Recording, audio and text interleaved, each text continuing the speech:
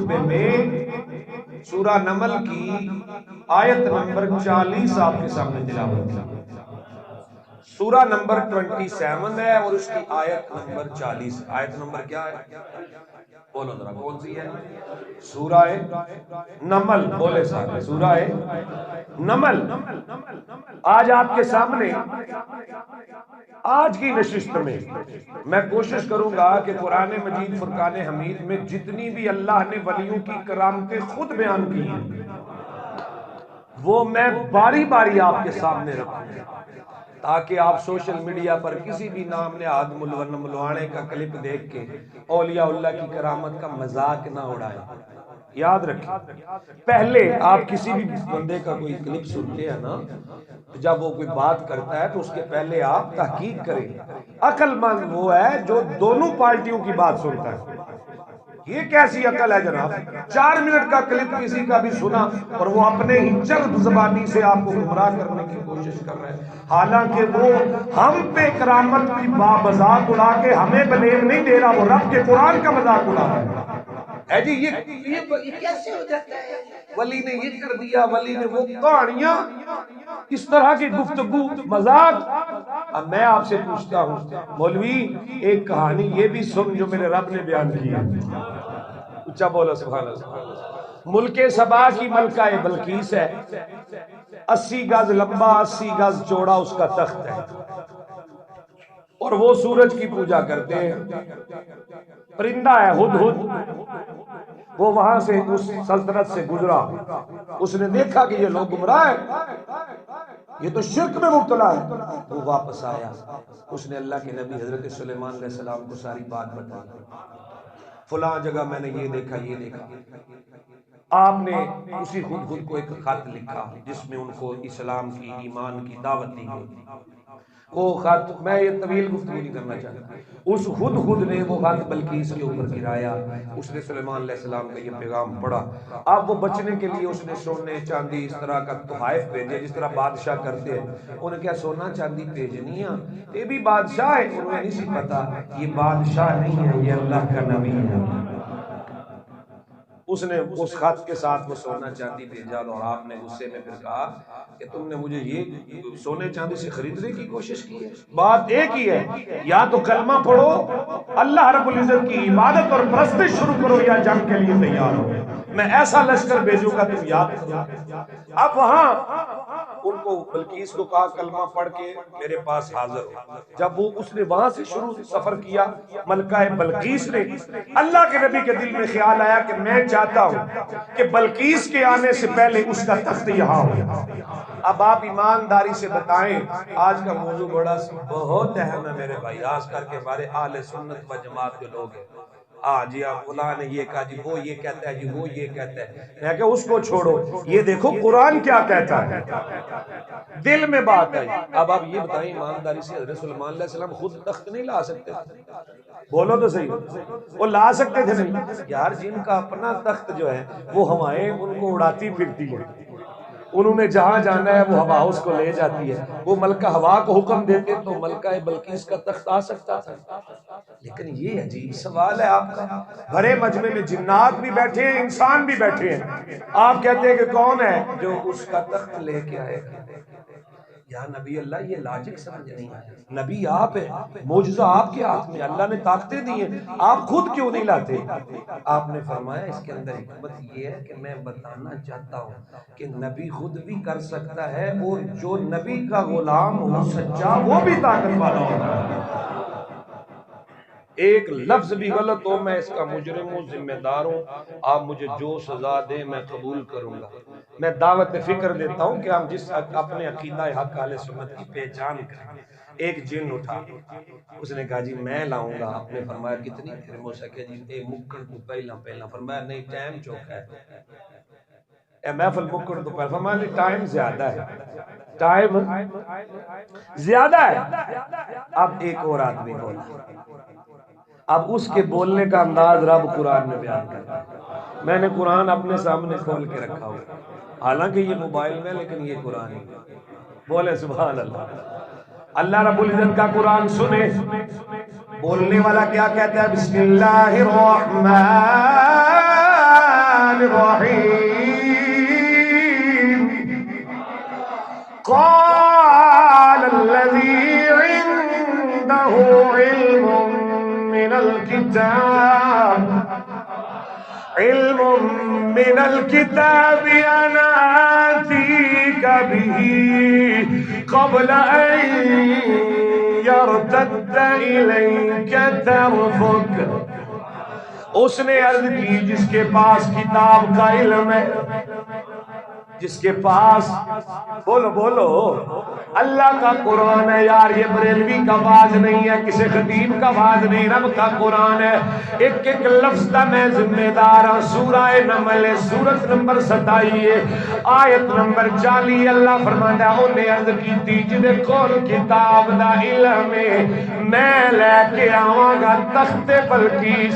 اللہ دے نبی نے فرمایا کتنی دیر لگے گی، کتنی دیر لگے گی؟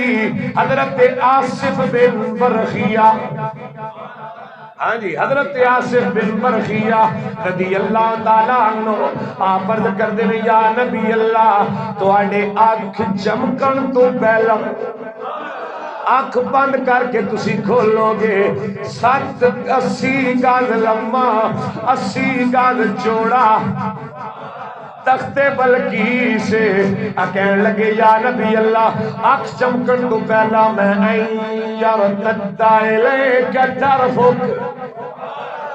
اللہ دا قرآن پہ دستا ہے، مفسرین کرام لکھ دینے ابھی یہ بات ہو رہی تھی اللہ کے نبی نے آنکھ جھپکی نہیں، جھپکنے سے پہلے آپ نے دیکھا تو تخت پڑا ہوا تھا.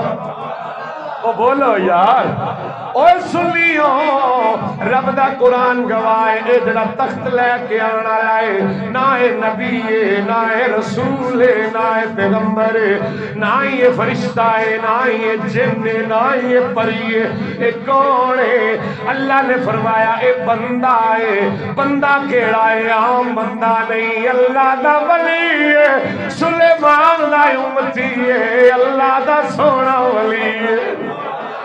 اور سنو ولیوں کی کرامتوں کے مذاق اڑانے والوں، ان کے ٹھٹھے کرنے والوں، اپنی محفلاں چ بیٹھ کے مذاق اڑانے والے اوہے جی کرامت کی ہوندی ہے، اکھے جی کرامت کی ہوندی ہے. ملا مر جانے اللہ دی قسم کرامت اے ہوندی ہے. بولو بولو یار.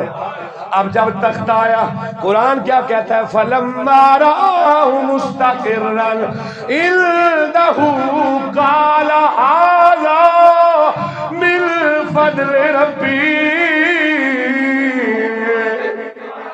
آئے آئے ولیوں نہیں جڑا بخا کے آکھے جی میں کیتا ہے نا اللہ والے جدوں معجزات کرامت انہاں دے کولوں ہوندا ہے او کی کہندے نے اللہ فرماتا جدوں اللہ دے نبی نے ویکھیا تخت آ گیا ہے لے کے آن والا بندہ ہے میرا غلام ہے آپ فرماندے نے کالا ھذا من فضل ربی.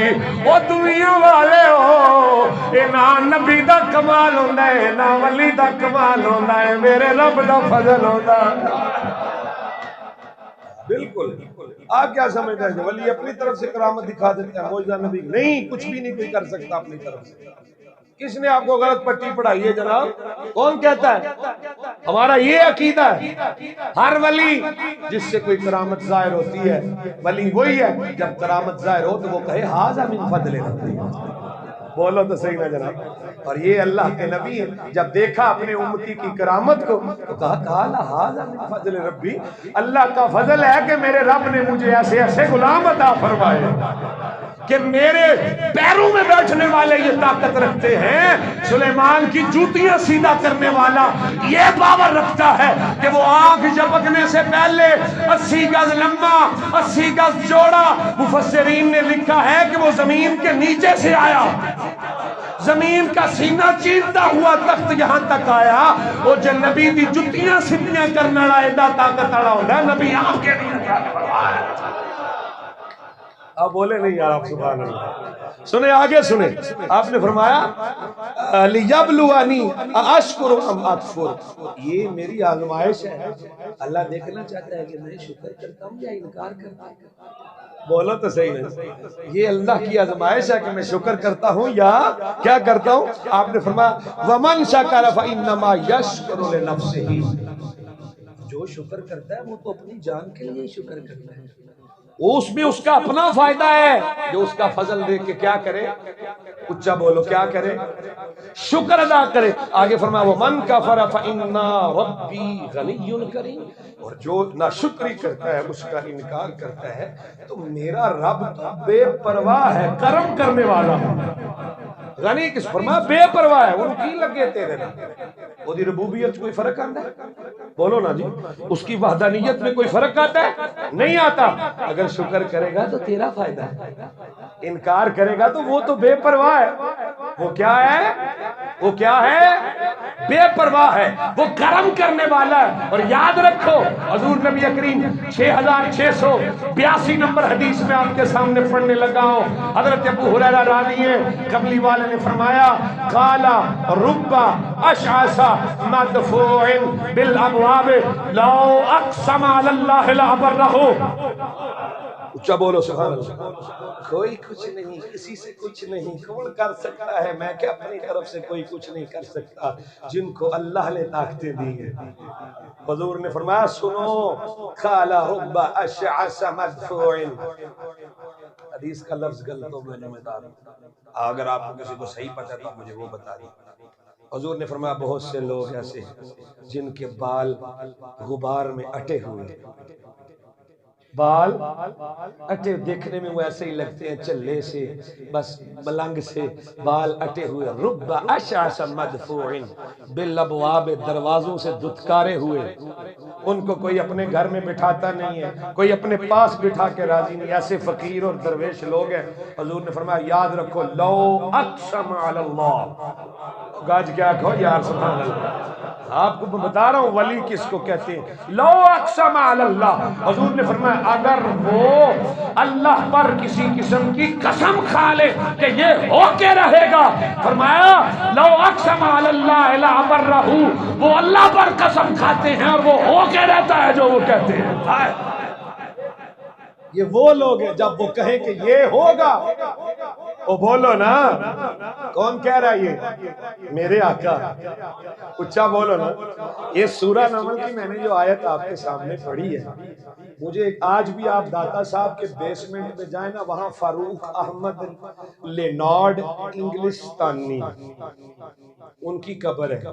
کیا ہے بولے جناب؟ ان کی لینارڈ انگلستانی، یہ انگریز تھے. کسی تبلیغ کی جماعت پر یہ ہاتھ پر مسلمان ہو. کیا ہوا جی؟ مسلمان ہونے سے پہلے یہ عیسائی تھے. آج بھی قبر موجود ہے، اس کی ڈیٹ تاریخ ولادت بھی موجود ہے، جس سن میں انہوں نے کلمہ پڑھا وہ بھی موجود ہے، وفات بھی موجود ہے. پھر انہوں نے ساری زندگی داتا صاحب کے دربار میں گزاری. کلمہ پڑھ کے وہ آئے یہاں پاکستان میں. اگر کوئی بندہ تاریخ کہتا ہے تو میں دکھا دیتا ہوں، لیکن مجھے نکالنی پڑے گی کہ وہ کب آئے، کیا ہوا. ٹھیک ہے سنیں، وہ آئے پاکستان. ان کا قرآن آپ کو بولتا ہے نا کہ یہ انگریز جو ہے نا یہ لاجک کو بڑا مانتے ہیں. اسی بات ہے نا، کیا کرتے ہیں فالو کرتے ہیں. یہ جب کسی بات کو پڑھ لیتے ہیں تو پھر یہ کہتے ہیں یار یہ کیسے ہو سکتا ہے.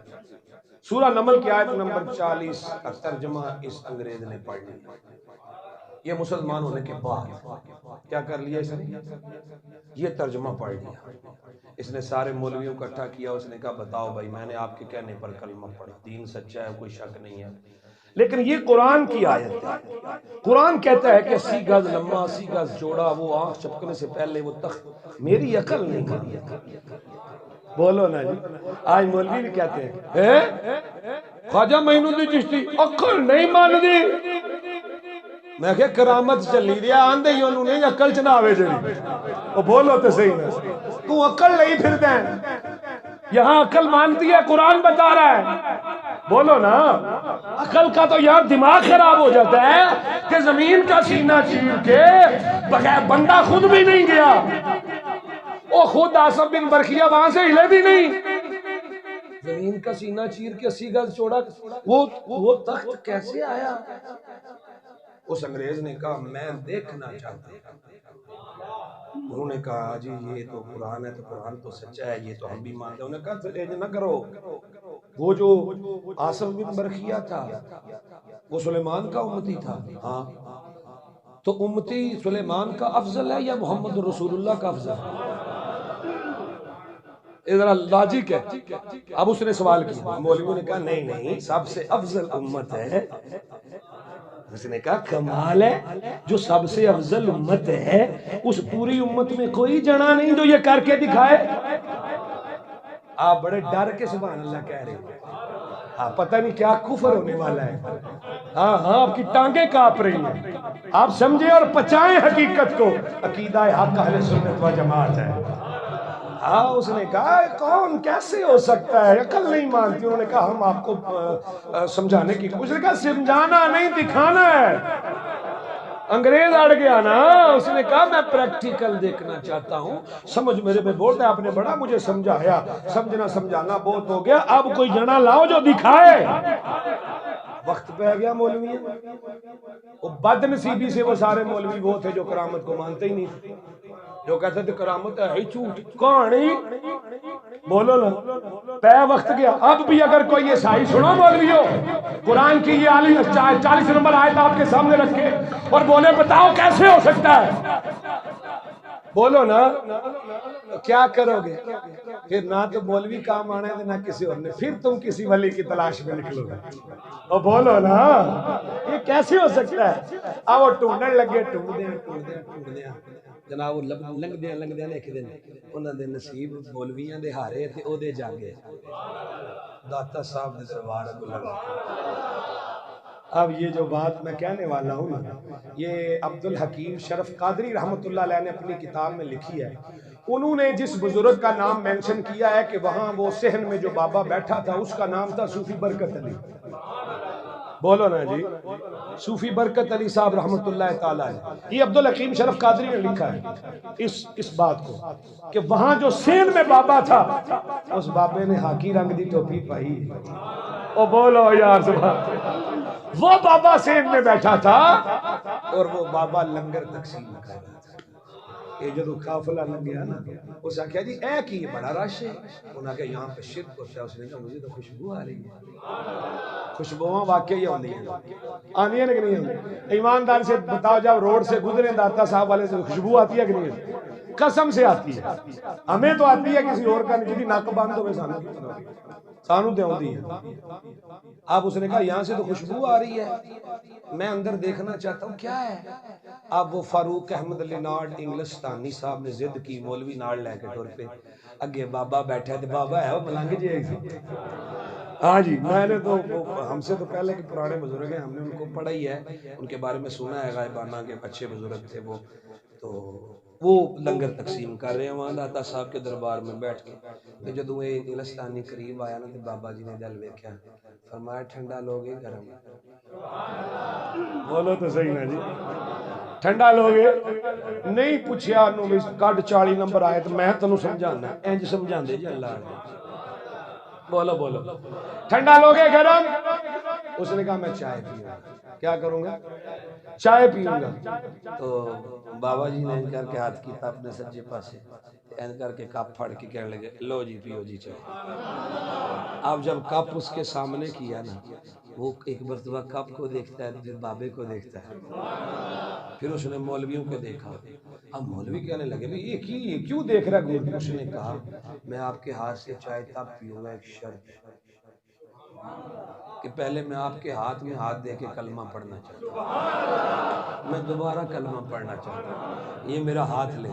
اب جب اس نے بابے کے ہاتھ میں ہاتھ دیا تو مولوی بھڑک گئے، یہ کیا کر رہا ہے؟ وہاں سے لے کے ہم تمہیں آئے ہیں، اتنے آگے بابے نے ہاتھ سے ہاتھ پہ دینا ہے، اور کیا چپ کرو تسی سمجھانے رہے ہو، بابا بخاندہ بھی ہے کیسے؟ اس نے کہا یہ جس کپ میں چائے ہے یہ بابے کا نہیں، یہ میرا ہے جو لندن میں پڑا تھا، وہ ایک لمحے میں جب کپ لندن سے آ سکتا ہے تو تخت بھی آ سکتا ہے۔ ہائے ہائے اللہ اکبر، یہ بات یاد رکھیں، یہ میں نے آپ کو قصہ نہیں سنایا، یہ سورہ نمل سنائی ہے۔ بولو بولو. اور یہ واقعہ اس لیے کوٹ ساتھ کیا ہے کہ آج بھی جنے ہیں. اگر سلیمان کی امت میں جنے ہیں، اگر جناب والا ابراہیم کی امت میں جوان ہیں اور ایسے مرتے کلندر ہیں، تو یہ کیا ہو سکتا ہے کہ میرے نبی کی امت میں جنا کوئی نہیں؟ بولو تو صحیح نہ جناب.